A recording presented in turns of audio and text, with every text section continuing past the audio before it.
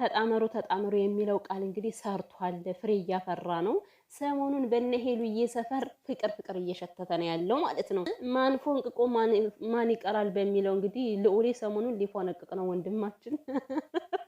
እኔ ደግሞ ካሜራማን እኮ እንዴት እንደሚያናድደኝ አሁን እያናደደኝ መጣሁ። ምንድነው እንደዛ ሲተቃቀፉ ማለት ነው? ምን አለ ስሎው ሞሽን አድርገህ ብታሳይ ነው። አሮጠ ከአብስራ ላይ ስክት አደረግከው። እና አሚን የምትባል ካሜራማን እረፍ፣ በቃ እንከባበር እንዴ። ካሜራውን አረጋጋው። አንዳንዴ ጥሩ ነገር ደግሞ ሲቀስ ብላ አሳየን፣ ስሎው ሞሽን አድርገህ ማለት ነው። ያው ሰዎች ሲፋቀሩ ደስ ይላል እኮ ብዬ ነው። ሰላም ሰላም፣ እንዴት ናችሁልኝ ቤተሰብ? ደህና ናችሁ ወይ? ሁሉ ሰላም ሰላማችሁ ይብዛልኝ። እንግዲህ ፍቅር ፍቅር እያጫወታቸው ነው ልዑልና ልዩ። ቢፋቀሩ ደስ ይላል እኮ ቤተሰብ። የምሬን ነው። ማች ያደርጋሉ ደግሞ ያምራሉ። እናንተ ጉድ እኮ ነው። እኔማ ዛሬ እኮ ነው የልዩን ውበት ራሱ አፍጥጫ ያየሁትና ያው እስከ ዛሬ እኮ እየተናደድኩባት ስለነበረ ነው።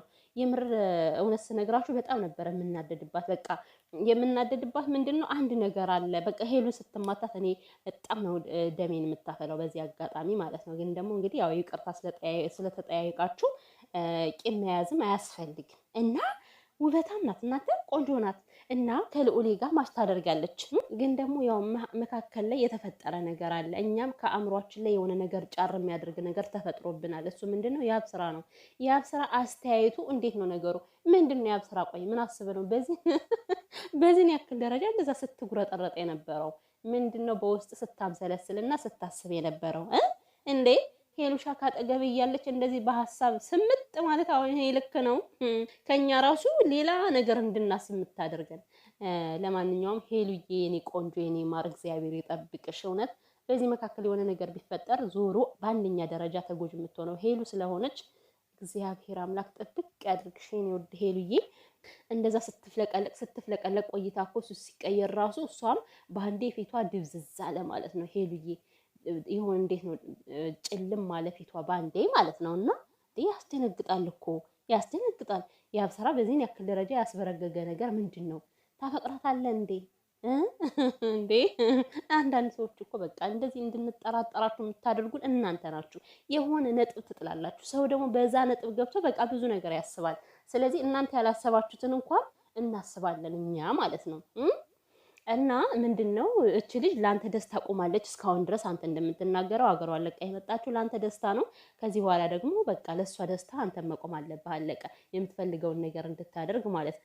ከመተቃቀፉ ላይማ እኮ ሌላ ነው ያደረገው። በዚህ አጋጣሚ ካሜራማን ይውላችሁ እንደዚህ የሆነን ነገር ዙም አድርጎ ካመጣላችሁ የሆነ ነገር እንድትታዘቡ ፈልጓል ማለት ነው። ወይም ደግሞ ያመለጣችሁን ነገር በደንብ እንድታዩት ያደርጋልና ካሜራማኑ ራሱ ከነ ልዩ ላይ ንቅል አድርጎ ከያብ ስራ ላይ ትክክል ያደረገው አስተያየቱን እንድናየው ነው።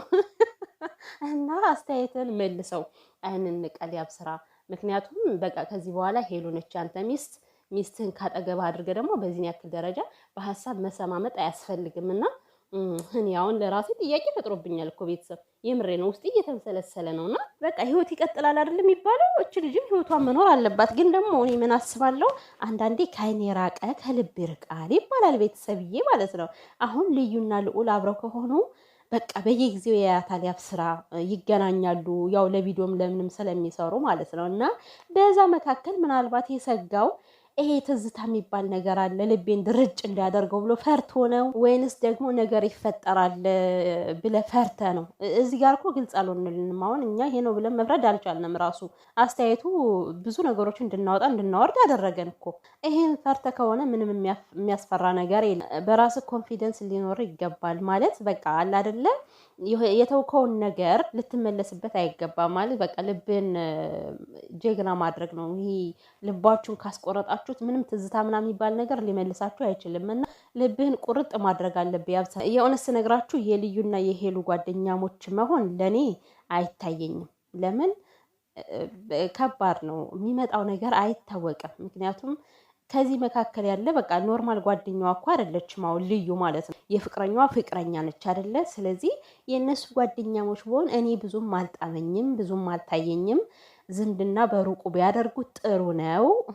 ሄሉዬ ግን በጣም የዋህነት ያጠቃሻል እኮ እግዚአብሔር። ነች ልጅ በጣም የዋህናት፣ በጣም ሲበዛ ማለት ነው። ሰውን ካመነች አመነች ነው።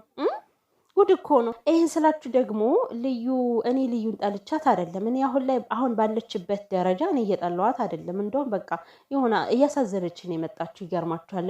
እንደው በኋላ ሌላ ነገር ካልታሰበ ነው እንግዲህ የምሬን ነው። ያው የሰው ውስጡን ልታነቡት አትችሉም። ግን ደግሞ እንደዚህ ፍቅር እንደሆናችሁ ርቀታችሁን ብትጠብቁ ደስ ይለኛል። ልዑልና ልዩ ቢፋቀሩም ራሱ እኮ ማለት በቃ ራሳቸውን ችለው ለግላቸው ቪዲዮ መስራት ይችላሉ።